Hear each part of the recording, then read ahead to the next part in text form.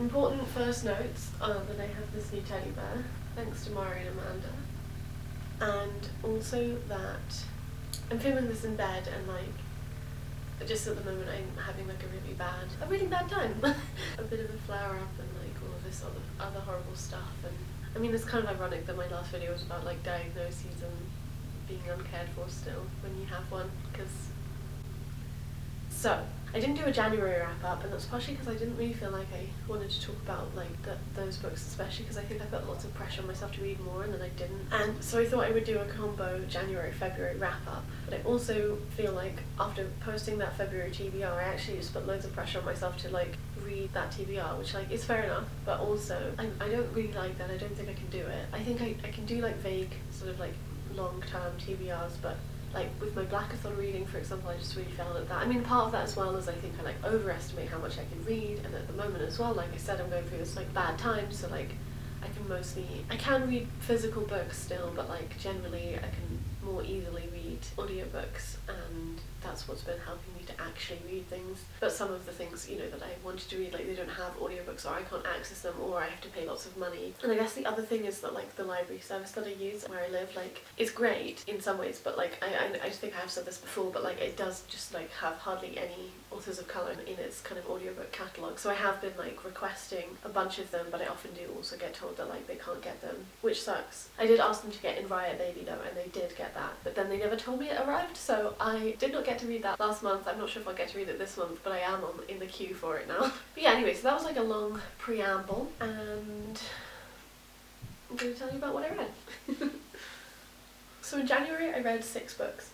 And I started off by reading this one, which is the second in the Mirror Visitor series by Christelle Dabo, which is translated from the French by Hildegard Searle, and it's called The Missing of Claire de Lune. And to be honest, like, I think because people hyped it up, well, I don't think it's actually hype really, but like, people talked about liking it more than they liked the first one, which I did still like, but yeah, I thought I would like this even more, and I thought it would be like a 5-star read, but it wasn't. But like, I do think I enjoyed it more than the first one, but like not as much as I thought I would. But yeah, I can't really tell you what it's about because that was the first one and stuff, but like, there's less of the things I didn't like in the first one in this one, and we get to like see more of the world, and I really enjoy it. I think it's a great series. I think it's really diet camp, and I really like the setting. And if you're looking for a kind of like, I mean, it's classified as YA, but again, I don't really think it reads that YA-y. I think it's kind of like a bridge between YA and maybe like adult fantasy. So I would recommend it if you're looking for kind of that kind of bridge between for fantasy in one way or the other. The next book I read was a reread, and that was Northern Lights by Philip Pullman, which is the first in the His Dark Materials series. In January, and also I guess in December, I got a bit obsessed with His Dark Materials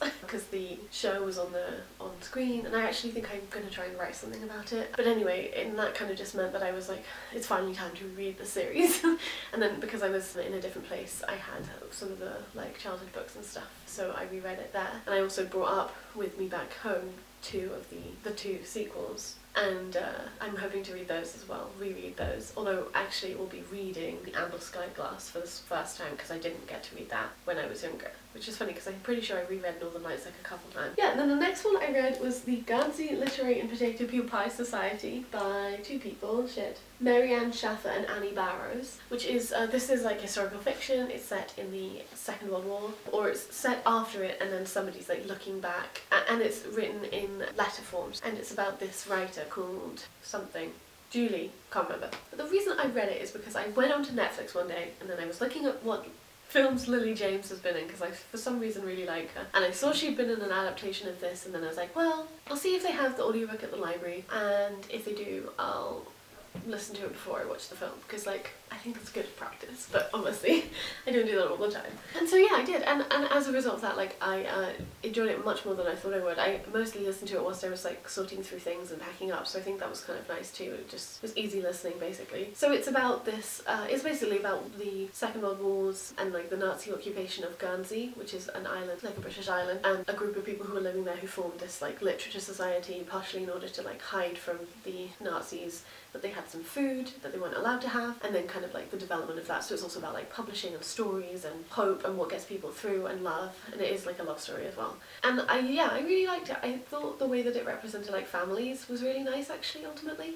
especially in comparison with the terrible film. yeah, overall, I would say it was a pleasant experience to read the book. The next book I read in January was Feminism Interrupted, Disrupting Power by Lola Olufemi, which I really enjoyed. This is a non-fiction book about feminism as a really like cogent political tool against capitalism, neoliberalism, patriarchy, racism, and kind of lots of different structures and institutions. It's a really clear and concise book, and it's just really, yeah, like very, I would say it's really great for like beginners, but I also think it's really great if you need like a refresher, if you're feeling kind of a bit hopeless and you want to like be re-emboldened about the utility of feminism and how it isn't neoliberalism. Like, feminism is a really important and radical tool and kind of ideology and perspective on the world, and it offers a lot, and liberal feminism is a complete like deadening of its power and its capacity to transform the world and the personal relations we all have with each other. So yeah, definitely would recommend. The next thing I read, I actually listened to, which was Abhorsen by Garth Nix, which is the third book in the Old Kingdoms series, and it was a good ending, I think, to that trilogy. I've kind of vaguely forgotten, which I think is probably because I read like another book in the Old Kingdoms series after it, which I just didn't enjoy as much. But yeah, no, as far as I remember, like, Abhorsen's pretty good, and I love L'Oreal, and I always will, and I think it took me a bit longer to read / listen to because I was having some like night fear stuff going on, and it's a bit spooky / like it's a lot about like death and the end of the world and stuff, and I was like, I can't listen to that before I go to bed.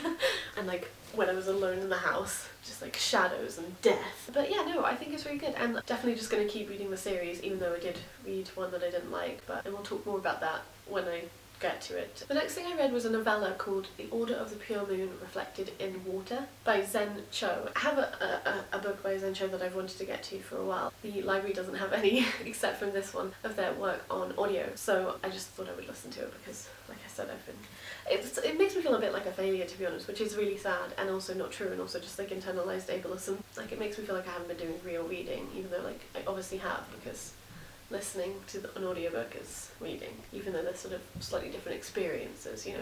But anyway, so I read this novella, and it's sort of about nuns, which is fun, like a sort of order of nuns, and it's also, I guess, about like gender identity in some way. Not sure if I can give you a good synopsis, but I did enjoy it, and I'm looking forward to reading Zen Cho's novel-length work, because I do feel like some of the stuff that was sort of brought up maybe could have been better developed and a bit more clear if there had been like a longer chunk.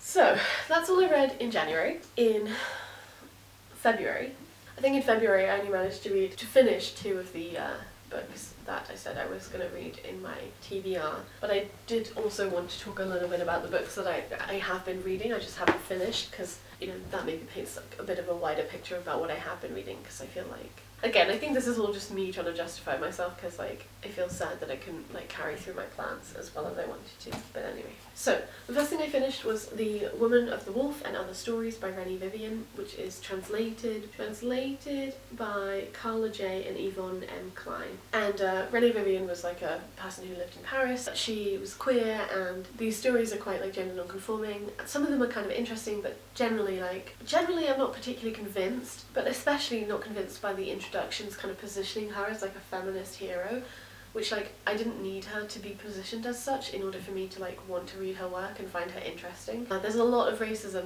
in these stories, and yeah, I just think like she's fine, but she's not great.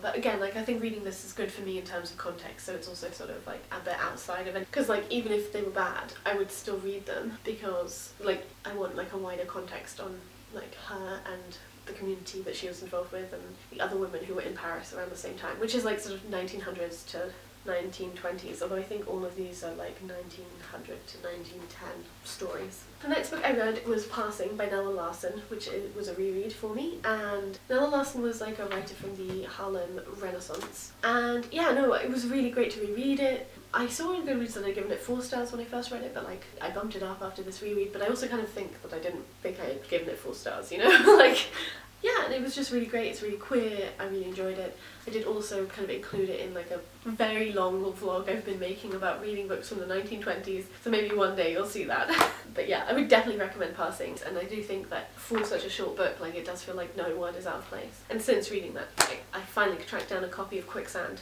which was a book that she wrote in 1928, and I will be reading that hopefully this month or next month, but like pretty soon. So that's nice. Then I've got 2 audiobooks to talk about. So one was Mort by Terry Pratchett, which is in the Discworld series, and this one is, it starts like a new series about death, as the title can be told. And it's basically about what happens when death like is trying to look for an apprentice, and like who he finds and how the apprentice kind of fucks up, and yeah, just like the whole vibe. And it's nice. There's some classic sort of Terry Pratchett stuff going on, and specifically I think about like justice and doing the right thing and time and stories. The reason I put this one off a bit was because I did want to read the Death series, but mostly only about Susan Stowe Hallett, who's in The Hogfather, which is a book I read last year because she's fucking cool. And Death is her granddad, whereas like this book is focused on this boy called Maud. But I still enjoyed it, and I'm looking forward to reading more of the Death series as well. I think I also read it in February, partially because like there was a box of books that I like sent myself from from where I was storing some of my books because I couldn't carry them, but I wanted them, and some of them included stuff that I was going to like write potentially like PhD proposals about. And then they also included like my collection of very specifically chosen Terry Pratchett books, and they got lost in the post, and so I've just been really sad about them ever since, and I do need to just like replace some of them, and I guess I'll just be on the lookout for more of like the specific versions of the Terry Pratchett books that I was getting. Yeah, it's just really sad, and it makes me sad to think about. So, but it finally felt like it was time to actually just read some more. I missed out that I reread Weird Sisters, which was also by Terry Pratchett, and which was one of the books that I lost. I love that book. It's great. It's basically kind of like Macbeth, Discworld, fun. Again, like similar themes of kind of the story, telling a story right, and plays. There's a lot of puns, there's a lot of like references to kind of Shakespeare, and it's fun. I really enjoy it. Out of the 2, I definitely would recommend Weird Sisters more. Like it's much better and much more funny, I think. And then the other audiobook I read was also a novella, and this was by N.K. Jemisin, and I was kind of surprised that the library had it, but they did. This was The City Brawn Great, which I think it's what came before The City We Became. Is that what the other book is called? You know, her longer book, which is about the boroughs of New York having these particular avatars and stuff. So yeah, I read that, and I enjoyed it. I really enjoyed the like ACAB vibe of it. I'm not sure if I am going to read that book series by her. Well, I guess I just don't really like cities that much, so part of me is kind of like, I'm not sure if I want to read that one, but I really like N.K. Jemisin, and I am looking forward to reading more of her stuff. I think I'm going to start with the Inheritance trilogy, is that what it's called? And then there's also like that Moon duology that I want to check out too. I think the first one I'm going to read next is the Inheritance one. Then I finally finished the Odyssey, and this is translated by Emily Wilson, who was like the first woman to translate the Odyssey into English. I tried to sort of read one book per night, which I did not do, but that's sort of how I started the process. And I was inspired by actually a booktuber who was making like 12 days of classics and was talking about 2 books per day for a while. Yeah, it's really good, and I'll leave a link to the playlist of the videos in the description box because I really enjoyed it. And I've read the Odyssey before, but not this translation. It had been something I had my eye on for ages because, like, you know, first woman to translate the Odyssey into English, that's like really interesting, and then also because people were talking kind of about the biases of previous translations where they had like inserted particular terms and slurs and things into the text which weren't in the original, which like Emily Wilson was taking out. I'm not quite sure why the Odyssey is a compelling story, and I did have trouble with some of it, but it still is, to me at least, and I find that kind of confusing because I don't know why. What touched me the most actually was the translator's note that Emily Wilson wrote at the beginning, which I think is really brilliant and beautiful. I would recommend it for that alone, to be honest. This line from it, I really loved it. "The Homeric text grows inside my translation, like Athena's olive tree inside the bed made by Odysseus, with delicate long leaves, full grown and green, as sturdy as a pillar." Yeah, I just really like that. And I think that, you know, her opinions about translation and what translation does to an original text and also to the text that it then creates was just really good. The next thing I read was The Guild of Stories by Jewel Gomez, which I'm very glad to have finally read, and which I wrote a kind of review of on my Bookstagram, so I will leave that below if you are interested, because I'm sure it will be much more concise and articulate than I will be right now. But this is a book about a vampire. And she's a black lesbian vampire, and it starts in 1850s Louisiana, and it starts with her escaping from slavery and her kind of finding like herself, finding a community, and then also kind of continuing on and following her through like different decades and eras, kind of searching for, the bag kind of says that she's searching for home, and I do think that's what she's searching for. She's searching for kind of roots and family and yeah, home. And I also think that like she's searching for a kind of healing from the enslavement she experienced and from that violence. Specifically searching for a family. I think if you really like found families, you'll really enjoy this. There's a particular relationship I think Gilda has, which the other white vampires around her don't have, with people who aren't vampires, and that's kind of mediated through her blackness in a really tender way. I think because we're so used to a particular kind of mould of vampire, it's really refreshing. And I mean, this was written in the 1990s, but it's still really refreshing to read a vampire who takes life seriously and who takes their survival and their own self, as well as the people that they need to survive from, really seriously, and cares deeply about them. I wrote in my review that like taking blood is like a form of mutual aid, and I really like how that is done in this. When vampires that are like benevolent vampires like Gilda is, you know, feed from humans, they make sure to kind of leave something behind so they can like read the thoughts, or maybe they'll implant a thought, or get rid of like worries and fears, or, you know, put motivation or love in the minds of the people that they drink blood from. So yeah, I really think it's a brilliant book in examining kind of like the legacy of colonialism into the future, and also just the dedication to life that I think specifically like black feminists and black lesbian feminists have is really wonderful. I would really recommend it. There's also in this particular edition, which is I think from 2016, there's a afterword by Alexis Pauline Gumbs, which is really good and is kind of about the stakes of a black lesbian vampire being the protagonist of this, and the implications of it both in the 1990s and now, and yeah, just sort of like thinking about it as like a hopeful model of future relationships with people. Maybe not all vampires, but that there is something there about loving and appreciating life, and specifically black life, that is really wonderful. So yeah. Next I read Vox Machina Origins Volume 1, Critical Role. Extremely nerdy. I enjoyed this comic. I didn't enjoy it loads. I mean, obviously because like it's a very different experience to be reading a comic than to be watching a Dungeons and Dragons live stream. But yeah, I still enjoyed it, and I'm gonna pick up the next one at some point, but probably not anytime soon. And I also did like how in this one we get quite a lot of Vexleth, which I enjoy, because I don't necessarily totally ship them or anything, but like I think they're a good couple, you know. And that's like Vexalia and Keyleth, and Vexalia is played by Laura Bailey, my favourite, so of course I love her. And then the last thing I read in February was Clariel by Garth Nix. So this was a book that I actually have had for ages and ages, and I started reading it like I think twice, and then I never got further than probably like maybe 200 pages, if that. The audiobook was available in the library, so I decided I would just like read from the very beginning but listen to it, and obviously that means I can kind of speed it up and also be doing other things, and you know, because like I wanted to read it because I basically want to read the next in the series, because I just didn't really find this very convincing. I thought it was a bit boring. I think you lose some of the richness of the world in this, which I think is a shame. And then I also think that part of that is because for me, like one of the things I really love in the series is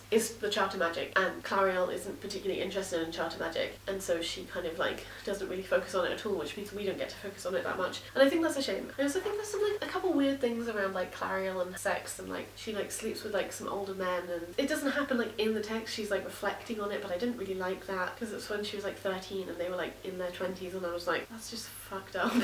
Like, you just didn't need to include that in there. Like, I don't know what you were thinking, Garth. I'm glad I read it. But basically this is like a prequel to the 3 that I have already read, which were the 3 that were first published. Then came this one, and then came the next one, which is set in this timeline, not this one, which I also think helps. Like, I think going back here is not so good in terms of storytelling, because like there's only one way that this can end, basically. I'm not going to give any spoilers, but like I guess like who this was about from almost the very beginning, and then also as a result of that, like, you know, the future, like, because you know what happened. So I guess maybe, and this is also why I think I originally got it like years and years ago, because I was sort of told like it's a prequel, so it's a good place to start. But I think if I had started with this, well, I did start with this, and then I didn't get to finish it, and then like it was only, you know, years later when the library that I use had the like Sabriel as a audiobook that I finally was able to read it. I don't think it's a very good place to start, and I also don't think it's a particularly good book, but I'm looking forward to reading the others still. So the other books that I read chunks of but that I didn't finish, both in February but also in January, were these books. So The Fury Archives, Female Citizenship, Human Rights and the International Avant-Garde by Jill Richards. I've actually only got one tiny section left, but the reason I haven't read it is because I have to read something else before I can read that section. But yeah, I read basically the whole of this and I'm really enjoying it, but yeah, I will talk about it more when I've completely finished it. I think it's just really interesting, a really interesting history and methodology. And in fact, reading it alongside this other book, which I'm going to talk about too, was interesting as well, because they use kind of some similar methodologies around what texts are useful in thinking about how to complexly articulate history, specifically kind of marginalised histories of race and gender. The book that I need to read before I can read the last section is this book, which I also started reading in February, and I have about 70 pages left, and that's The Hearing Trumpet by Leonora Carrington, which is about a 92-year-old woman called Marion Leatherby who gets sent off to like a kind of care home, but it's not really a care home, and we're kind of discovering the secrets of it / the mysteries of it. It's quite a lot about Christianity. I'm only about halfway through, so we'll see. There's some language and some stuff I don't particularly like around representing people of colour specifically. There's like one black woman who's described in a way that I really thought was not good. So I think it's from the 70s or something, so you know, I don't know. It's interesting, but yeah, I wouldn't say it's going to be a favourite. I have read some Leonora Carrington before, so I kind of knew what I was going in for, and I do like how she centres like older women and also just kind of like weirdness. There are some of her drawings in the book as well, which I like, and also kind of weird. The other book that I was reading a bunch of was Wayward Lives, Beautiful Experiments by Sadia Hartman, which actually has a subtitle which like isn't on here anywhere, but it's Intimate Histories of Social Upheaval. Is that what it's called? No, it's okay. Well, I think this maybe is published with like different subheadings. So I've read about, oh wow, I've read almost 200 pages, and this is really, really good so far, but it is just quite a lot to read. Especially the beginning sections I think were quite a lot about sexual violence, which I found quite hard to read, so I didn't really want to read it before I went to bed, which is sort of what I had planned to be doing. But I have, yeah, been kind of slowly getting away at it, and it's brilliant. I think, like I said before, like the methodology, I really love it. I love how it animates the past through these books. It's almost like a kind of seance of voices, but I will talk more about it when I finished it as well. So yeah, I hope that wasn't too long, and if you read any of these books, let me know. How did your February reading go? I hope it was okay, and I hope you weren't beating yourself up about reading, because that's not the point, and I will hopefully see you soon. Bye!